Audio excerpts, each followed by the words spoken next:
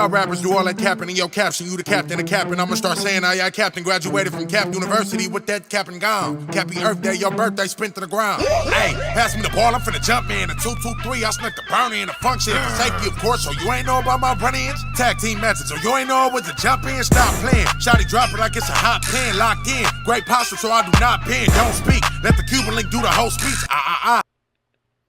You know what song's going through my mind right now? It's funny. What's that? This magic moment. No Diddy. That's crazy. Just because it's a magical moment. That's all I'm saying. That's all I'm saying. Oh. We are here. We are here. Yes, sir. Yes, Lord. Mm-hmm. Oh, yeah. Mm-hmm. We here.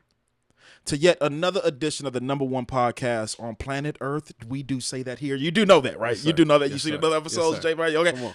The #1 podcast in the world, man, Unselfish Behavior Podcast, and we've been rocking and rolling like it's never stolen. Facts. This year. We've been rocking and rolling. We've been going crazy. You do know that. You do know that. You do know that. And so we got to keep the momentum going. Yeah.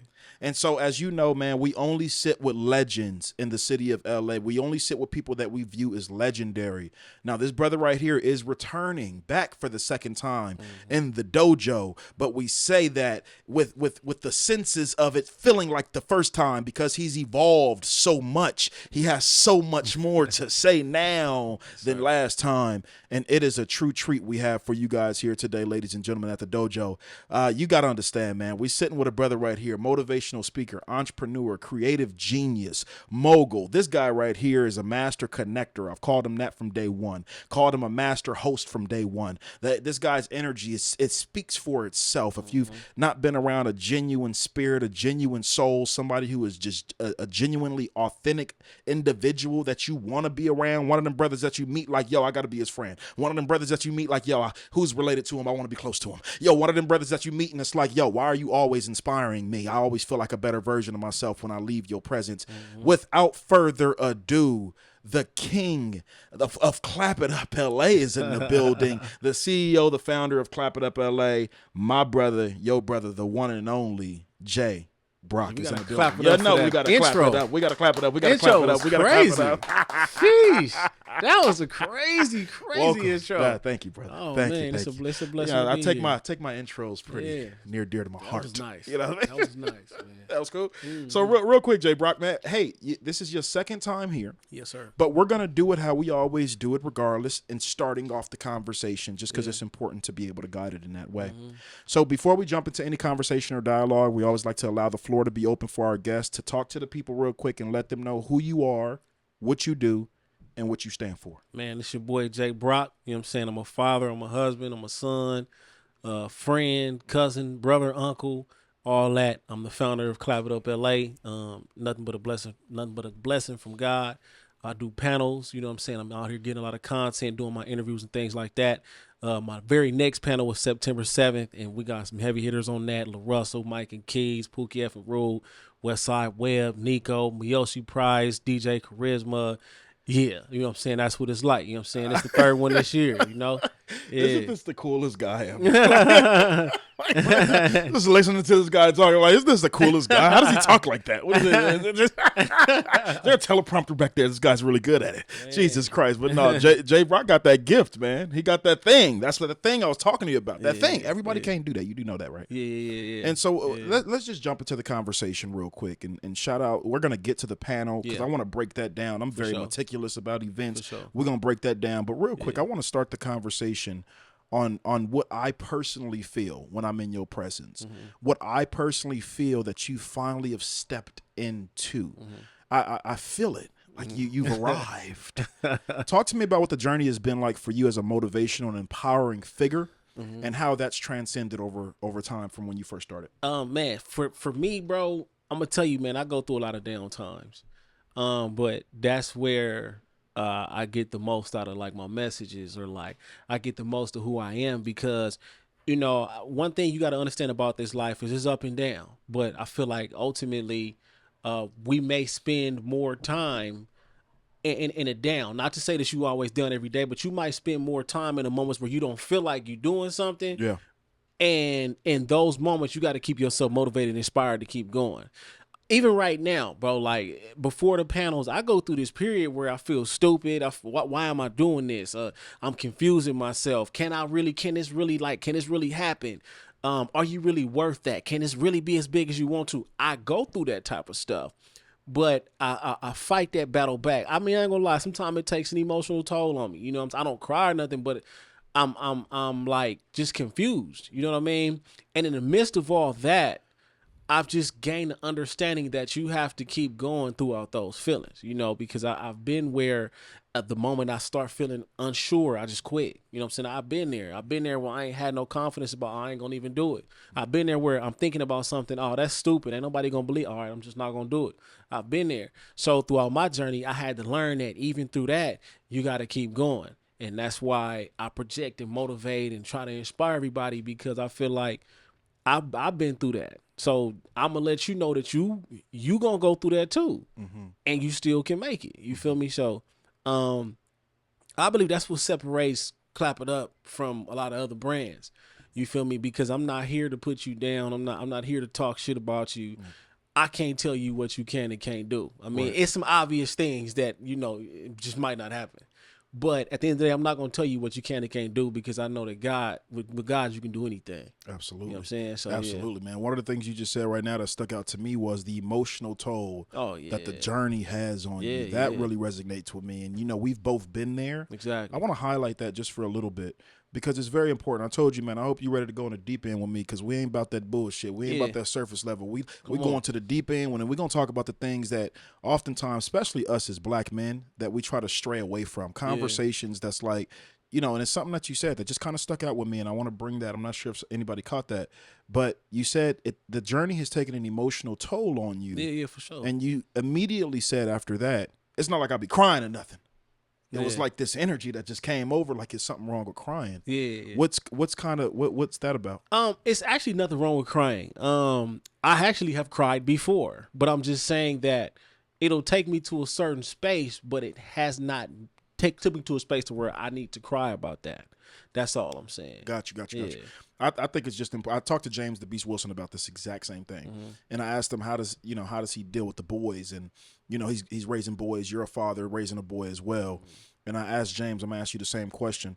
What's the parenting style like for you personally when it comes to your son crying about things? Let's say he fell and got hurt. Let's say, you know, somebody hurt his feelings. Let's say, what does that look like for boys? Because I got girls, so it's a lot different, I think, at least. So if I see my son fall, I'm not running over there to help him. Hey, bro, get up.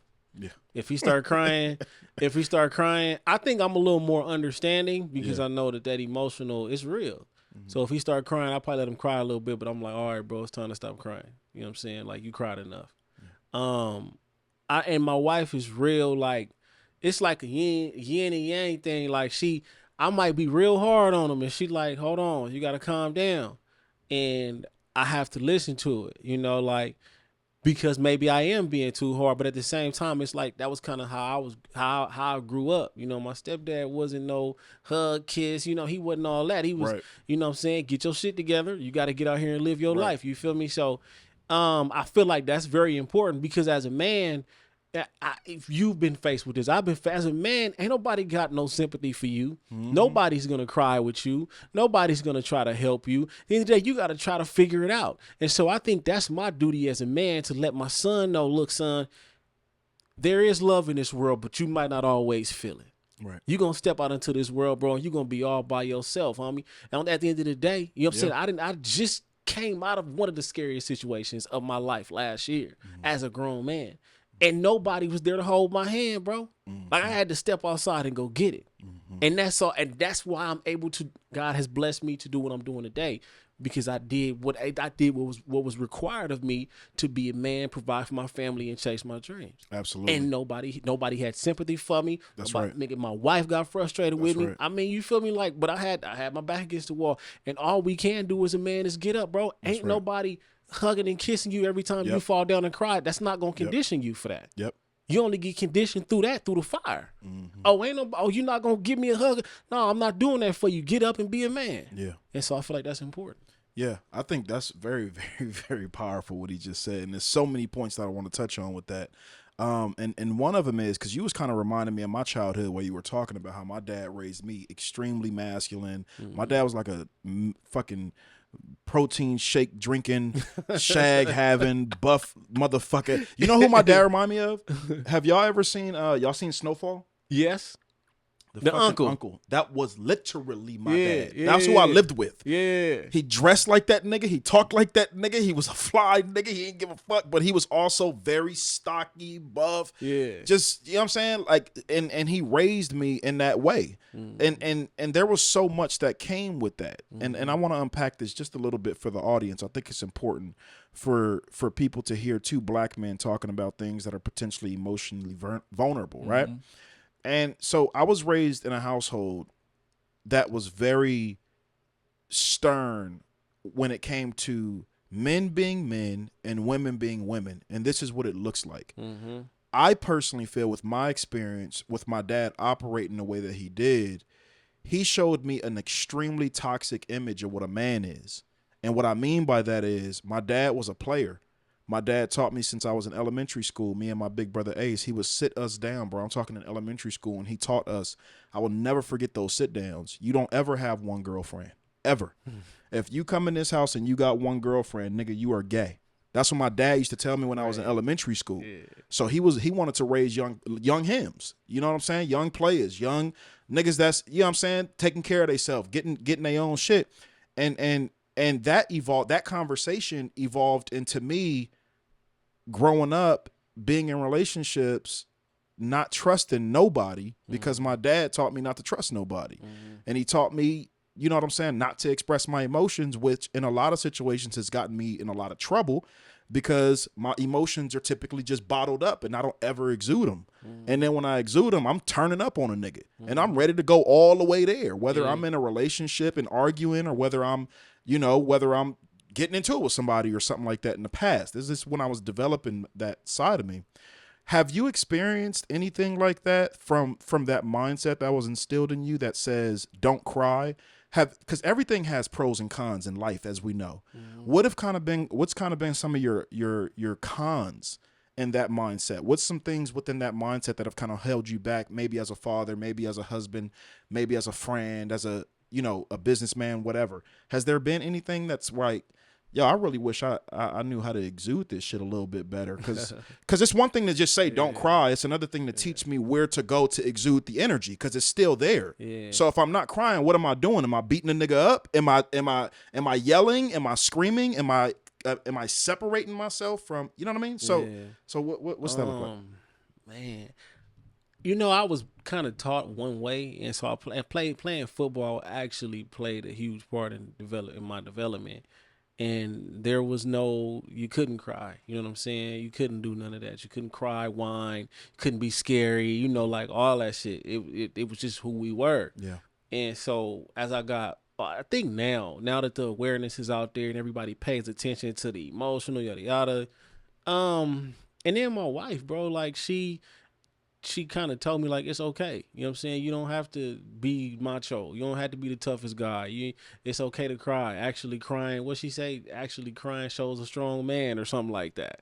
And so getting with her, that opened my eyes to a lot of that. I personally don't mind my son crying. I don't mind him expressing himself. I don't mind him talking about how he feels. But my thing is respect. You gonna respect me and your mom. Absolutely. If you don't, because if you don't respect us, then you're gonna step out into this world with people who don't love you and they gonna, hurt you. You know what I mean? 100%. So I get on my son about making sure that he shows his respect. I give him his emotional space. Absolutely. I'll let him do that. That's fine. But at the same time, like I said, it's respect, bro. You gotta know that. And if me and your mom don't teach you that, then you're going to jump out into this world and be something that we don't want you to be. I also believe as a parent, I believe in a healthy amount of fear. Definitely. Definitely. They have to. You can't just let kids do any goddamn thing with no rules. They going to take full advantage and fuck everything up. Bro, my son, I whooped my son and he's in 5 minutes, he was crying. 5 minutes later, that didn't help. That didn't hurt, Daddy. Yeah, that didn't really hurt. I said, nigga, that didn't hurt. I got to go buy me a new belt. Don't get me a belt, nigga. You talking about that didn't hurt? Yeah. But it's just him growing up. And like I said, that's kind of him though. Like if he mess with you, he mess with you. If he don't, he don't. He gonna tell you how he feel. And I want him to keep that. You know what I mean? Like be who you are. I'm not gonna try to change that out of him. Right. But you know, it's just like you said, he gotta kind of have some type of fear there. Right. Because if he don't, then he's gonna be very disrespectful and he's gonna run all over his parents, and we can't have that. Can't have that. Yeah. Okay, well, let's shift gears a little bit, man. Now, that was a powerful intro, but we want to shift gears just a little bit. I want to talk about something that's been viral within conversation on social media. And I knew I was going to talk to you about this. And you asked me, you said, King Q, I'm a little nervous. I don't know what you're going to ask me. And I said, I do, nigga. I know what I'm going to ask you because you're newly married. And I want to know what the perspective is on an individual that's newly married that is living in this day and age. At our age, like, what's that like? You know what I'm saying? Being married. How young are you? I'm 31. 31. You about my age. So 31 years old. Like, what was kind of the matter of fact? Let me ask a very direct question. What is your mindset on? And I am coming from a non-biased perspective, people. You got to understand what's going on. But I'm coming from a non-biased perspective. I'm seeing a lot of videos and pictures, mainly pictures of these Chris Brown meet and greets of married women going to Chris Brown's concert, having a good time, maybe spending a thou out. No, not maybe. They are spending a thou wow. Go Go meet Chris Brown, maybe bend over in front of him or let him hold it. I'm seeing all type of wild shit on social media, and I just personally want to know, as a married man, what is your perspective on that? I'm non-biased. If my wife takes a picture with Chris Brown, they're going to be shoulder to shoulder like this. Back to back like that. I'm not. I think I already got the pose in his hand. No. They're gonna be like this with each other. Not fucking with bending over. We're not doing front that. Of back. Understood. Okay. For a long time, I was afraid. Man. For a long time, I was afraid to set boundaries because I just wanted to be cool. You know what I'm saying? Oh, he cool. He not tripping. Yeah. But as I got older, I realized you have to set those boundaries. And if your partner isn't going to respect that, then that's just not who you're supposed to be with. You know. But yeah, that whole we even talked about like the Usher thing, right? And I saw a man go to bat like, man, y'all niggas better step up, nigga. Like, don't be letting your wife do all that, right? Yeah. And I was going back and forth. You talking about the Usher thing when he was dancing with the girl. Yeah, you know yeah, what I'm saying? I got you. And so I was thinking to myself, like, man, I wouldn't want her to not get that because that's Usher, you know, once in a lifetime. But then I was thinking to myself, like, the man in me don't want to see her do that. Yeah. I don't want to see you looking like you having a great time with this dude and he can have you like, yeah, exactly. I don't want to see that. What's going on here? So, there goes my baby. Nigga, that's not your baby. Stop it. That's my baby. Exactly. He that's doing my baby. all that. You're doing too much. You know what I'm saying? He getting Nuts all in the clothes. face. Yeah, what you doing, bro? Personally, nah. I mean, personally, I wouldn't want that. Yeah. I don't want that. Yeah. You know what I'm saying? I'm selfish. You my girl. I don't want you. Yeah. You know what I mean? I don't want no other man thinking it can be like that. That's right. So, and I don't think that has anything to do with insecurity. It's just setting that boundary. That's right. You know what I'm saying? If you can't, at the bottom line, if you can't respect that, then this isn't meant to be. Yeah. At the end of the day. So yeah. I think a part of me asking you that question from the perspective of observing the landscape of this generation relationship wise, it seems as though if I'm seeing a lot of this type of conversation happening, but it seems to me that a lot of individuals are adopting mindsets in relationships that say, if I can't do this with you, even if it's disrespectful or borderline pushing your boundaries, then you're not the person for me, or you're unaligned. For example, what I'm saying is like, okay, so a woman can hear you say something like that to where it's like, yo, y'all gonna be posing back to back. A lot of women in today's age is like, well, it's my body, it's my right, it's my money. I should be able to pose how I want to pose. It's not like I'm going home with the nigga. Yeah. What's the problem? Things of that nature. Yeah. So I say that because we just had this conversation last night about the picture. You know what I'm saying? And I posted one on my story yesterday, and Queen asked me about it. Like, oh, what's your views on it? And, you know, I shared it with her last night before we went to dinner. And I told her my view on it is this, and she shared her perspective with me, which was powerful. I get that these celebrities are somewhat characters. like it's like meeting fucking Mickey Mouse or some shit. Like, you know what I'm saying? Like, these niggas are they're actual characters. You know what I'm saying? Like, so I understand that dynamic of it, how a woman can view an artist as a character, and it's like, I just want to be able to meet my favorite character. You know what I mean? Like, I completely get that.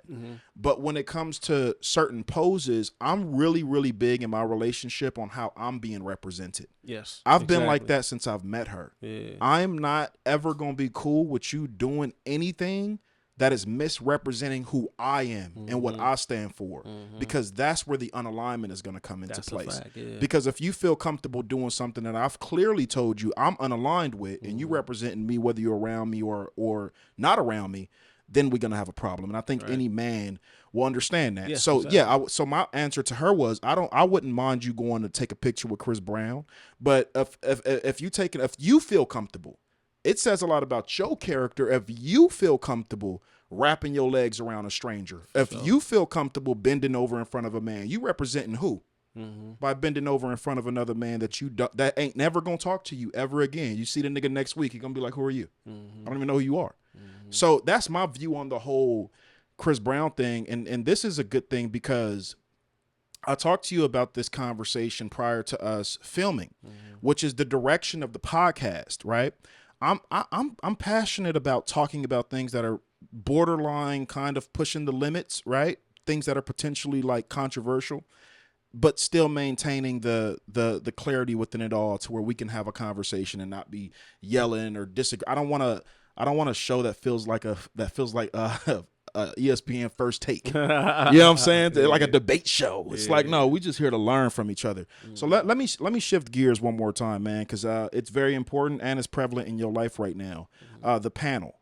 I want to know where this came from. I want to know where the idea came from, and why, how and why did the brand of Clap It Up transition from being more of a motivational based brand to where you were consistently making motivational videos, empowerment videos. That's what J-Brock was known for, right?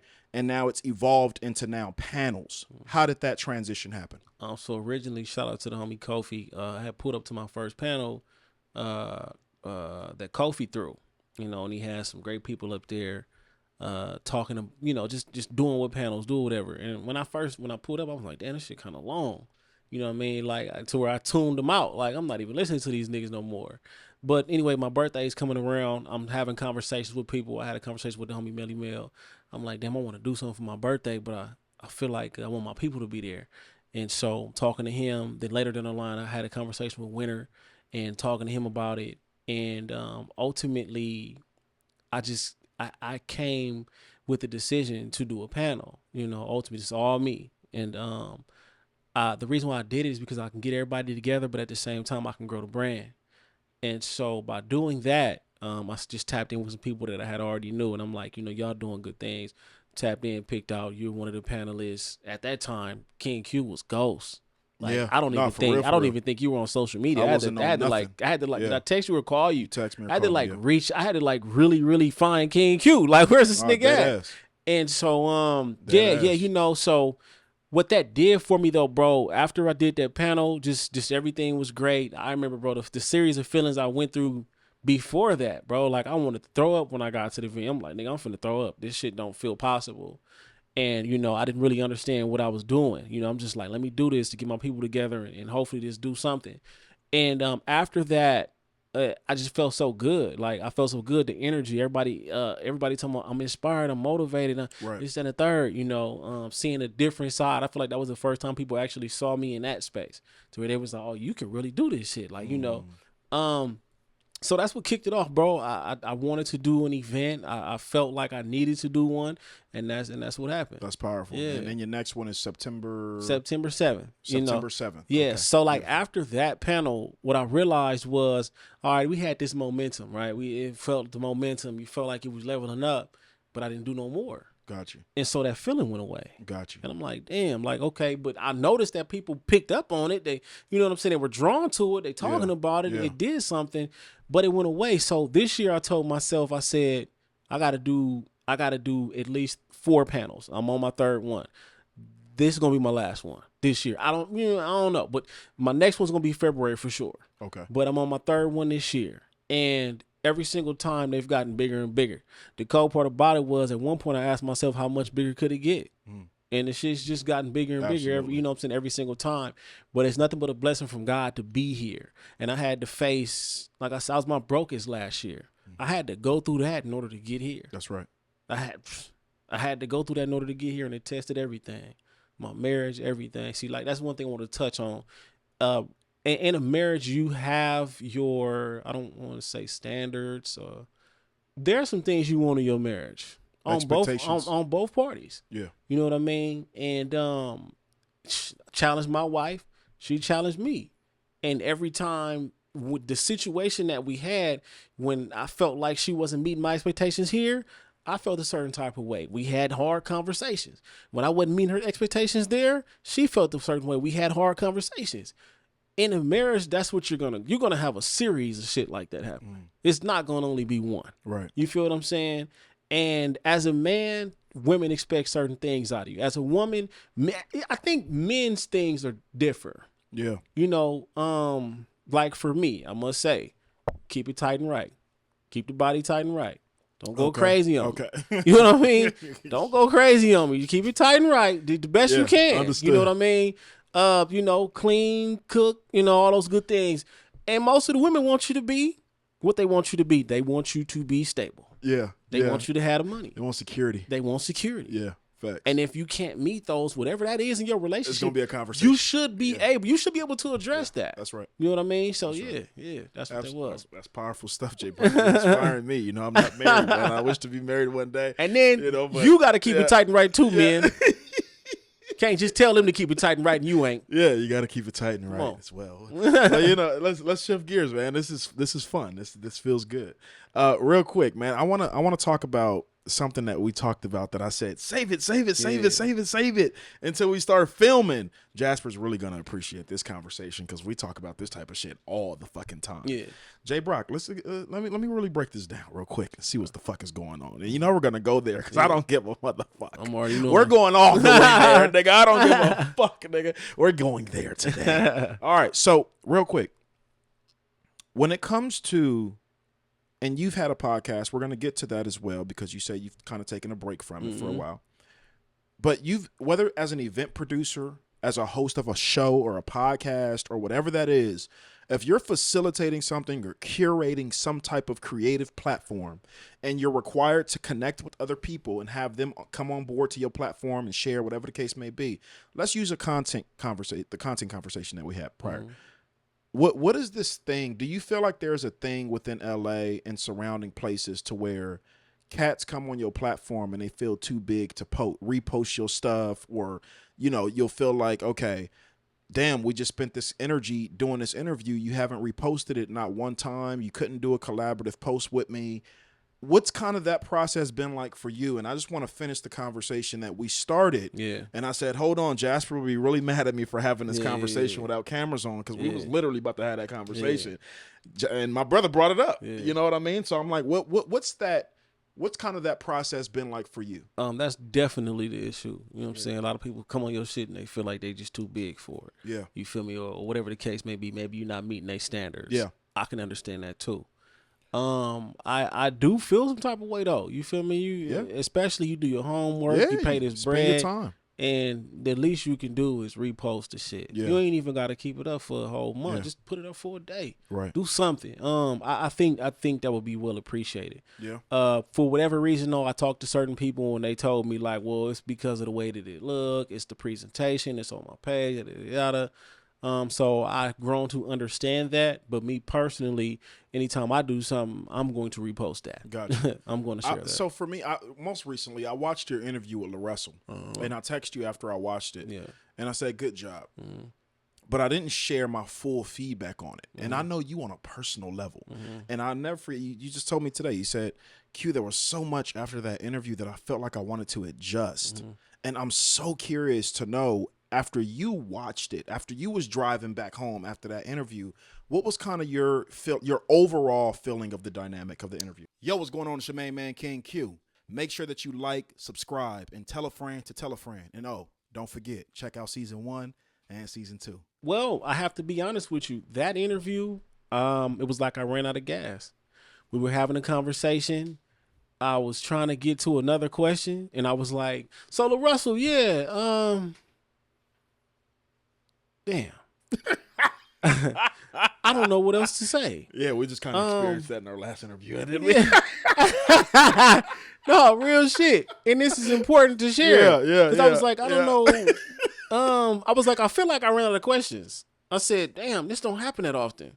And then my boy Sneaks was like, shit, that don't happen at all. Yeah, you're J-Brock. And, what the fuck? And like the Black Nardwar. You know everything. The thing is, we got an hour in, and even before that, we were conversing. Okay. So we probably, like, in total, maybe would have gotten like an hour and 30 or something like that. Okay. But yeah, I felt terrible, bro. As soon as I got there, my notes slipped into the pergola. You know what I'm saying? They slipped into the pergola. They there forever. You know what I mean? Mm-hmm. And I feel like it's just, you know, you ain't gonna be able to put up 50 every game you play. Yeah. Some games it's 25. Mm-hmm. Some games, shit, you might put up 15. You know what I'm saying? Yeah, you know, but even then, it's like I'm from the outside looking in, and it's probably not as bad as I feel, but I look at it and it's cringeworthy to me. You know what I mean? Like that is the biggest interview out. That guy has 1 million followers. You know, that's the biggest interview I've done, and to me, I fell short. You know what I mean? So yeah, bro. Like, I just think it's a part of the game. Absolutely, it's a part of the game. What was your overall senses on LaRussell? What type of individual did he feel like for you? He felt like a great informative guy. Mm-hmm. Business though, you know what I'm saying? It's business oriented. At the end of the day, it's business. You know what I mean? And that's what he represents, business. That's so I got that from him for sure. But other than that, he was very, very, very cool. That's what's very cool and laid back. That's what's up. Yeah. Now let's get to the fucking meat and potatoes. Can King Q share how the fuck he feels, please? Is that cool? Is that cool? Can I do that? Is that a crime? Is that not a crime? Is it, my dear brother? So real quick. So I watched the interview and I'm sitting back and I know you. I could read you. Mm-hmm. I know you so well interview-wise. Mm-hmm. We've done content together to where we've had a day, have we not? Yes. Multiple days to where we should. That. So I know J-Brock behind the camera. Yeah. I know what J-Brock struggles with. Yeah. I know when J-Brock is in J-Brock mode, and I know when it's like, cut. I've done this to you. I've said cut. Yeah. Ain't the energy. Yeah. You've not arrived yet. That's not you. I know you. Yeah. So in watching the interview, I'm waiting on. I didn't know all that was going on. Yeah. But you can feel that. Yeah. I can feel something was kind of off a little bit, and I didn't know what it was. Mm-hmm. So I'm like, I don't know. I don't know what the fuck is going on. So it's like, you know. I think, like before his interview, I was sitting behind the camera. You wasn't even seeing me in the camera. And I told myself, I'm just going to sit behind the camera now. That day I sat in front of the camera. Then we sat down on the floor. Where did that come from, by the way? How did you sit behind the camera? Who made the decision to sit on the floor? No, the floor. Oh, no, LaRussell. Okay. Yeah, so I guess that was his thing, right? I'm like, shit, you want to sit on the floor? You want to sit on the chair? He like, shit. What I asked him to do something. He was like, man, I ain't going to do it until you sit on the floor. And so I was like, oh, okay, bet. So I sat on the floor. I just envisioned Jasper. I sat on the floor.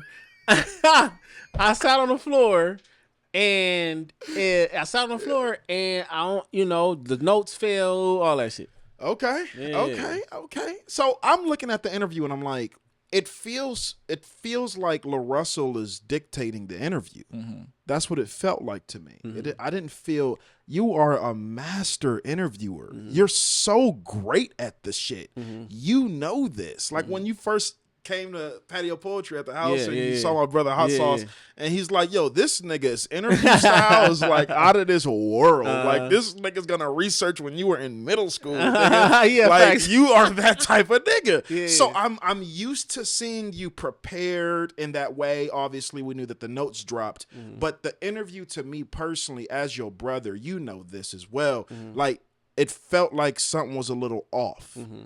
And it felt like LaRussell was dictating the energy. I'm going to be honest with you. I didn't like the promo video. No, not from what you were. You're perfect. You were amazing. I didn't like, it felt like he was trying to little bro you a little bit. Oh, the one he was sitting in the chair and he was y'all was standing up. You know what I'm talking about, Jasper? It felt like that to me. And the only reason I'm saying this is because this conversation is now going to transition into Us individuals like us that's on the rise, that's still in the grind mode of trying to get to a certain space and impact, it's important for us to understand who we are. Our time matters. Our energy is valuable. Our platforms are valuable. Facts. If we don't stand on that, other people will take over your shit and make it and pee all over it if we let them. Facts. Right? Yeah. So for me, I'm sitting and I'm like, I can't wait to talk to J-Brock about this because I feel an energy going on here that I don't like. I want J-Brock to be highlighted as the young legend that he is. You have to be honored to be in the space of Clap It Up LA. Right. They drove all the way down here, things of that nature. So for me, it just felt a little like, like bro trying to little bro you a little bit. I'm going to say what niggas ain't going to say. I don't give a damn.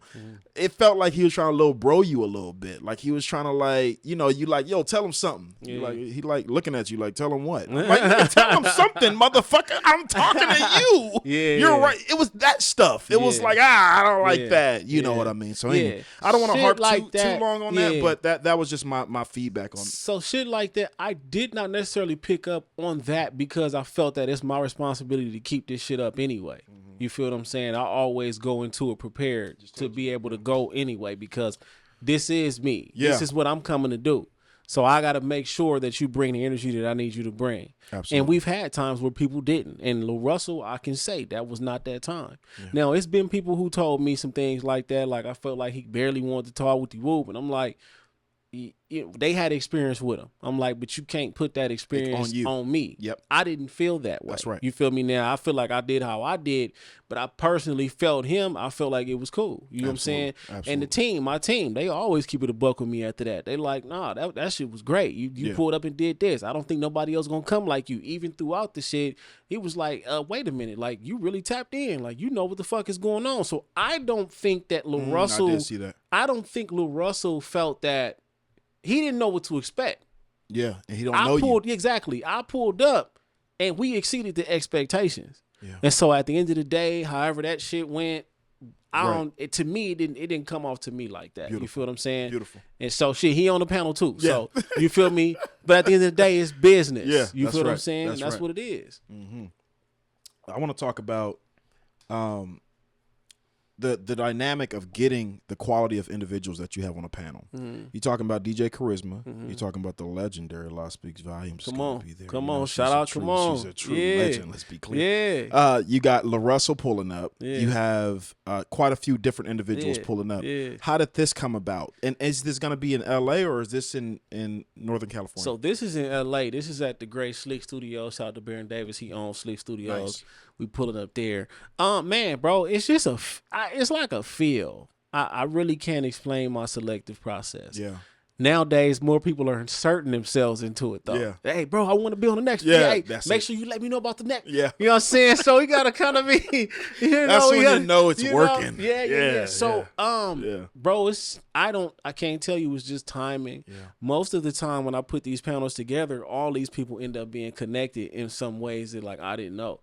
Like somebody was telling me like, bro, this is like a high school reunion. We've been working with each other and knowing each other for 20, 30 years. And this is the first time we're all in a setting like this. So, I don't know, bro. It's like a feel, bro. Like getting Mike and Keys. I don't know what made me think about getting them. Yeah. I don't know what did that. Yeah. Lil Russell, I felt like I needed to get him after that interview because Nice. I felt like I could have bettered that situation, or you know what I'm saying? Yeah. Like I just felt like You want to build off of that. Yeah, I was like, I got to keep this going. Yeah. So I wanted to get him. I wanted to get Baron Davis. I gave up on that one though. I tried to. We don't have a real relationship, but he see me with what's up with the wolf. Right. And I sent him was like, hey, Baron Davis, I'm having a panel. He was like, oh, okay, all right, bet. That was kind of it. Right. So I was like, all right, fuck it. I'm just going to build it. And so now, see, this is the thing, too. In order to get some things you want, you got to take different steps. That's right. My goal is to have Baron Davis on my next panel. You know what I mean? And so I had already spoke to him about that. I don't know if it's going to go through, but this panel has to prove to him that it's worth it.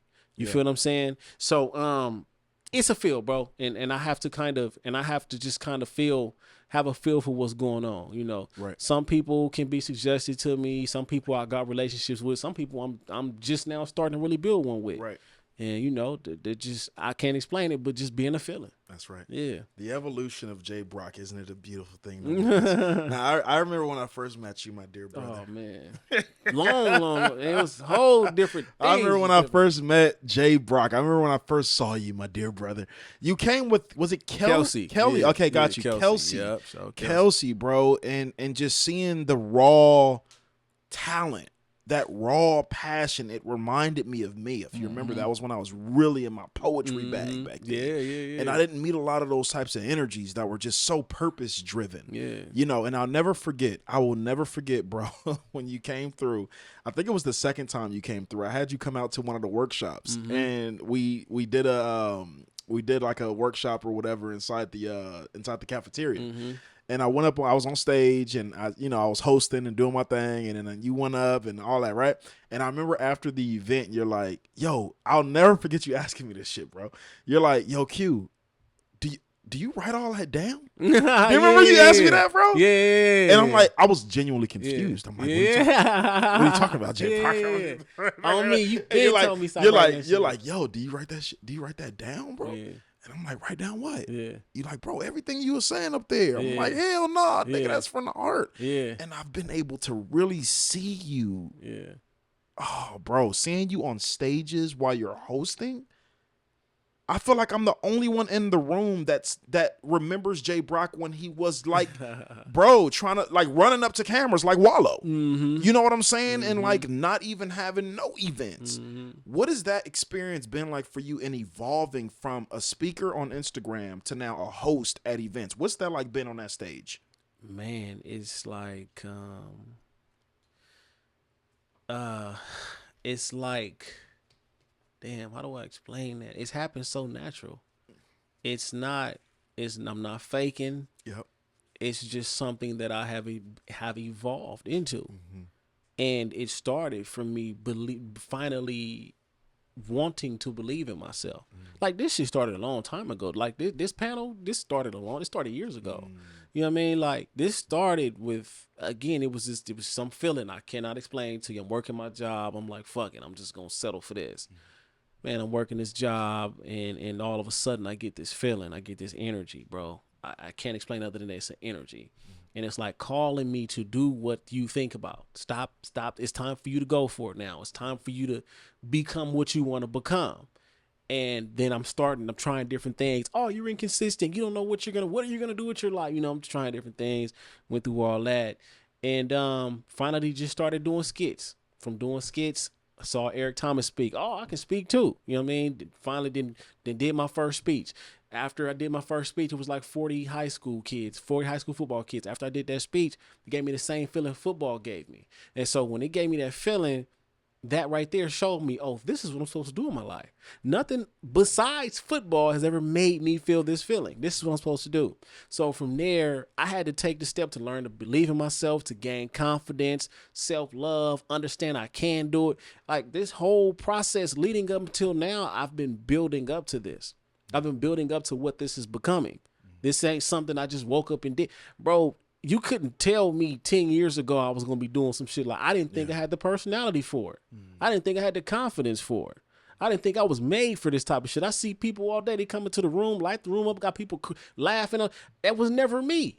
I mean, I could do it, and I had my spurts of doing that, but I would never fully believe that I was truly made for that. I could put 10 other people in my position right now like, oh, shit, I thought they would be doing this. So this is all a process of me learning to believe in myself. Without that, I wouldn't be here. This ain't nothing but God, bro. Yeah. Ain't nothing but God, because I never saw this for myself. Literally. Never. I would imagine it, but I could never truly see me in this type of position, bro. And isn't it interesting how God calls out the ones that are used to being in the darkness, the ones that are used to being in the shadows, the ones that are used to being overlooked, the ones that are used to being bullied, the ones, you know what I mean? It's interesting to me just observing the landscape and then looking at my journey. How it's interesting that God calls the ones that struggle with their identities and struggle with their confidence and their self-worth. I want you. I got something for you. And you know why that's important? It's because you're being used to inspire people. So if you're being used to inspire people, we have a similar journey in that way. you have to relate to the people that you're inspiring. Facts. You have to know what it feels like to be heartbroken. You have to know what it feels like to be broke. You have to know what it feels like to go through insecurities. And I've learned to just embrace all of it. It's all so beautiful. When you really realize what's happening, God is molding me. I embrace all of it. Man, what do you want me to do? I'm going. That's the truth. And so just shifting gears just a little tiny bit, I want to talk about the importance of embracing the adversity aspect of the journey. And I'll never forget you coming into Blue Moon that night and seeing me going through those mental struggles that I was going through, and you knew something was off with me.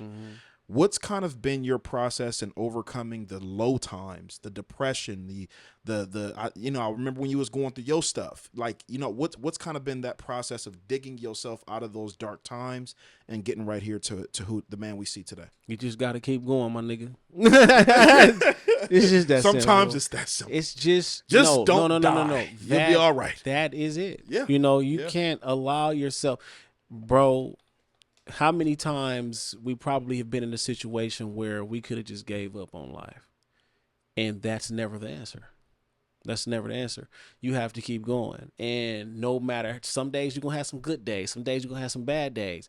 What matters the most is that you keep going, and you go until you get what you need out of it. This shit is not easy as it sounds. Yeah. But when you look back, like I can look back now at the brokest I was as a grown ass man. I'll be so thankful that I just kept going. That's it. You just have to keep going. There's nothing else I can say. Like, for real, you just have to keep going. I couldn't agree more, and it truly is that simple. What do you say to the people that struggle with what we struggled with earlier in our journey, which was that sense of belief? You mentioned it earlier. What do you say to the people that's currently struggling with, man, I don't really see myself being good at that, but everybody else sees your light. Everybody else sees that talent. The people that are struggling with self-belief. What do you say to these individuals? You have to gain some sort of belief in order to get to where you want to go, because no matter how many other people believe in you, just like you may believe in somebody else, if they don't gain that within themselves, they won't go where they can go. Believing in yourself is a process. If that's something that you struggle with, you will never be done with this. You will continue to struggle with believing yourself. It will continue to hit you in storms and moments, but you have to you just have to keep going. Like I said, it come game time, and I start to just all kind of negative shit come over my mind, and the belief is just gone. It's just, at the end of the day, it's we in the field. Yeah. All I can do is go. All I can do is go. So you have to if you just learn to believe in yourself just a little bit, more and more, it'll grow. But just take your time with it. And over time, you'll grow and understand, most importantly, if you get into that moment where you in the field, the only thing you can do is fulfill whatever that journey or that process is. And that's what's going to show you that you can do it and you can believe in yourself. Absolutely. How important is it for people out there to embrace change? You mentioned something earlier when you were talking, and you said, man, I remember when I was on my journey and I wanted to do this, and then I lost passion for that. Then I wanted to try this, and then I lost passion for that. We spoke about it with the podcast, and you're like, I don't really want to do that no more. Like, how important is it for people to embrace change? Well, for one, you have to reinvent yourself, and sometimes you have to see. Here's my thing about the podcasting: it's perfectly fine, but it's just too many of them out there for me. And right then and there, I wanted to separate myself. That's why I started the talk show. Don't call this shit a podcast. This is a talk show. That's what we do. And then also another thing why I wanted to do the panels is because I needed to do something, or the reason why I'm going so hard with the panels now, I kind of gain an understanding is you have to have something that helps you stick out. Everybody is doing the same shit. People may have a cooler aesthetic. They may put out better content, but at the end of the day, you still doing the same shit that a million other people are doing. So by me, I'm praying to God. This is just my thing with these panels. I feel like that helps Clap It Up LA stick out. And it's also serving a purpose, and it's also substance. You know what I mean? This is the type of shit that'll never die. This is just these type of conversations, the game that people are telling, the wisdom that they're sharing. I'm having people get up there and tell you what they've been through in order to get to where they are. That'll never die because somebody else is going through that. That's right. Somebody, DJ Head, didn't make money for 14 years. Right. Somebody right now ain't made no money yet. Yep. You know what I mean? Silas battled through cancer, still did what he had to do. We got single mothers. You know what I mean? Absolutely. Like people relate more to your struggle than they do your success. 100%. So I'm not. Everybody ain't made $1 million. Right. Everybody don't know what it feel like to make $1,000 in one day. Right. They don't know that. But they know the shit, man. I struggled for that meal, or I was broke and I had to go get some. I had to go get some milk for my baby, or you know what I'm saying. I was broke and I was in this room trying to make something happen. Oh, they left me on red. They didn't respond to me. They wasn't. Everybody can relate to that more. So, personally, the reason why I feel like change is so important is because at some point in time, you're going to have to do something that makes you stick out where everybody else is blending in. You got to stick out. And so that's why it's part of the reason why I'm doing these panels. It's helping me stick out. It's another lane that ain't nobody else really dominating. Mm-hmm. You got people doing them, but by the graces of God, they haven't done them the way that I've been able to do them. Yeah. And that's what it is. You got to be able to stick out. Yeah. And the change sometimes helps you do that. Absolutely. And not being afraid to do it your way. Yeah. That's one thing I've always embraced about you is that you've never been afraid to try new things and to do it your way. Mm-hmm. You understand what I'm saying? Like I'm big on just like, yo, you ain't got to hop on nobody wave. Just create your own shit. Exactly. Like that's a perfect example right here. Living proof of just creating your own shit and doing it your way. Yeah. I love Nick Cannon as well. He's a big, facts. Well, big fucking Nick Cannon supporter. Yeah. But real quick, I want to know what the future of Clap It Up LA looks like. Yeah. We're obviously we have the panels now, but what is the ultimate vision with the brand Clap It Up LA? Where do you see this thing in 5-10 years? What does that look like? I want to put on conferences, full-blown conferences, full-blown like you get with Revolt, like you get with NAM. I want the situation. I want to be able to put on full-blown conferences. I'm going to still do the interviews, but I'm doing the interviews the way that I feel like doing them right now. Yeah. Right now it's 5, maybe 10 minutes, depending on how the conversation go, and we just outside doing what we do, making it happen. Yeah. That's how I feel right now. But other than that, I truly want this thing to be something that, maybe we do quarterly. Yeah. And it just, whenever it happens, you got to be there. Right. You're going to get game, you're going to get panels, you're going to get interviews, you're going to network your business, you're going to be able to promote, you're going to be able to do all kind of things with this Clap It Up thing. I need the community, though. You know what I mean? Like, I can't do this by myself. What's the biggest thing? I oftentimes think about that myself. Like, we need support. Like, obviously, we know people that's like celebs and got tons of followers. Yeah. But for me, I'm more like, yo, I'm on God's timing. Facts. You know what I'm saying? I don't need I'm not putting no pressure on nobody. It's God's timing. But what's kind of your overall view when it comes to that dynamic of like reaching out to people to repost your stuff? Obviously, we spoke about the guest aspect of it, but when it comes to the marketing aspect of it, how much of that do you embrace as being your job and co-collaborating with other brands? I'm not gonna lie to you. This could be a pride thing, but I don't really expect too many people to repost the shit, and I'm not gonna ask you to. Yeah, that's where I'm at too. I'm probably gonna ask once, and that's it. You ignore me, no problem. If I ask you to, I might send an invite collab. They don't accept the shit. All right, well, I tried. You feel me? I try not to really sweat too much about it. I mean, it happens. Sometimes it might hurt your feelings, but I try not to sweat too much about it because people will see it and it's gonna go where it's supposed to go. Absolutely. If that's meant to be, then that's what it's gonna be. So I try not to. For sure. I try not to sweat it. For sure. But they make it a lot easier for invite collabs. You motherfuckers who don't accept those, man. Shit. It's a wild business. It's a wild business. So for me, it's important to find the joy in what y'all are doing out there because it's very easy to get caught up into the goals, to get caught up into the aesthetics, to get caught up into who I talk to, and if you don't love it, it ain't gonna work anyway. Oh yeah, come on. So if this shit ain't fun, whatever you doing, if it's not fun to you, if it doesn't excite you, if it doesn't fulfill you, if it doesn't give you life, you probably are not gonna win at it anyway because the passion isn't there. Yeah. So this is a beautiful example, my dear brother J-Brock, man. I'm so grateful that you came and pulled back up. Thank you for responding to me. Coming through. Talking about no. I always respond to my brother. I reached out to my bro, like, look, man, I need this interview right now. We got the panel coming up. We need all the promo. Yeah. You said, let's do it, man. Thank you for that, no bro. No problem at all. I want you to just take this opportunity. Usually I have people leave with an unselfish message, but we do have the panel coming up on September 7th. Is that accurate? September 7th. Oh. September 7th. You already know the deal. And you must know. Yeah. King Q is coming out of retirement. Let me look at this. Oh, He's coming out of retirement. September 7th, y'all are gonna see my big bro do some poetry. Yeah. And he gonna pull up and shake the whole building up. Yeah. I can't wait to see it, man. Yeah. King Q is coming out of retirement, man. Come on, man. This is like the second coming of. I mean, you know, it's You know what I'm saying? Jordan after retirement. Yeah, exactly. I'm not Jordan gonna say after, Jesus, Jordan but Jordan with the after retirement. Jordan with the 4-5. You know what I'm saying? This is like Deion Sanders coming back to the league. King Q is coming out of retirement September 7th at the Clap It Up LA panel, and he about to You know what I'm saying? You know what King Q do. But do a little something. Yeah. Come on. Come on, man. Hey, look, I can't wait to see that. Yeah. We gonna make something Hey, happen, look, man. I've been talking to people about poetry and people fuck with poetry that's gonna be at this panel. Absolutely. So you know. Absolutely. You know what I'm saying? What they do, snap? Yeah, well, not on mine, you know. Oh, I okay. always request people don't snap for me. Oh, why? Because I've never resonated to that type of energy ever. Since I started doing poetry, I hate that shit. That's not you. That's not me. It's not my energy. Don't do that shit Nigga, you around better me. say, God damn, whoa, shit.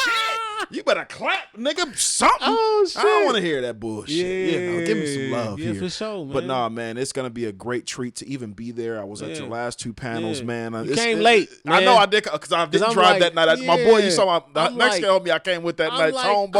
Tone, I'm blaming you. You got us late that night. Me. But he was late. I was picking me up, and you know, so I wasn't driving back then. Actually, I just got another car a few weeks ago. Actually, blessings, so yeah, he picked me up that night, and he was a little late. Yeah. So, I was dressed for an hour waiting for my dear brother. But we made it. Yeah. And it's always beautiful to go to the panel because every time I go there, I'm either meeting somebody or reconnecting with somebody. Exactly what it's this like, is about, bro, niggas I don't even remember. They're like, yo, King Q. I'm like, yo, bro, I remember you from 2016. Yes. Come bro, on. Bro, so many people. Yo, bro, patio poetry. Bro, used to do. Oh shit! Showing me the page. Still following you, bro. Yeah. So bro. Clap It Up LA. The panel, it's an event that you have to go to as a creative. It's an event that you have to go to as a creative, a business mind, an entrepreneur, even somebody that's like, this is important for the people out there that are also struggling with their creative identity, that don't know what they want to do. Yeah. Get in the room with the people that are clear on their missions, that are clear on their senses of creativity. So absolutely, it's an event that I won't be missing. Obviously, I will be there performing. Exactly. But for me, I love just going for the game. I love just going there as a student. I'm front row every time. Like, I need the game. I need the information. It's like, obviously I love books here, but I love the information, so that's what I love about Clap And I It gotta Up's say this too. event. This is a safe space, man. People gonna be vulnerable. People gonna tell you their story. I mean, like, shout out to Chuck Dizzle, like the way he broke his story down on that stage. That's what it's all about, man. You need to be able to see this version of people because they are human just like you. You feel what I'm saying? And that's what we doing it for. You can get this game. You can feel this energy. You connect, reconnect. All that be going on up in there. And it's a beautiful thing to see. Absolutely. Absolutely. With that being said, man, shout out to J-Brock. Shout out to Clap It Up LA. Shout out to you, bro.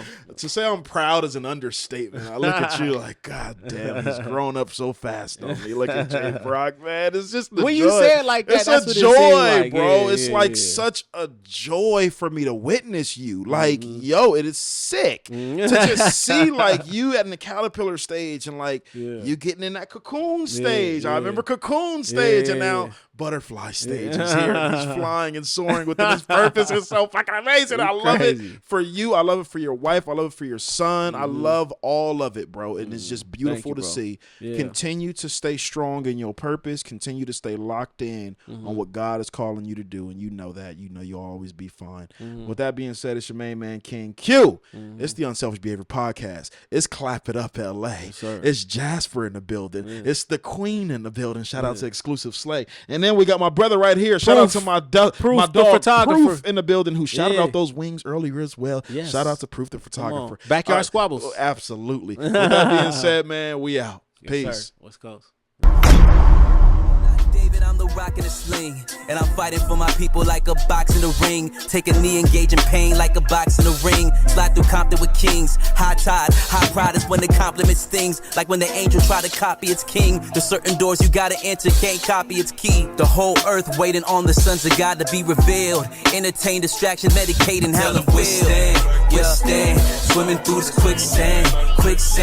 Put the world in big hands. Look, I'm a son of God. Wristband, tell my folks to withstand.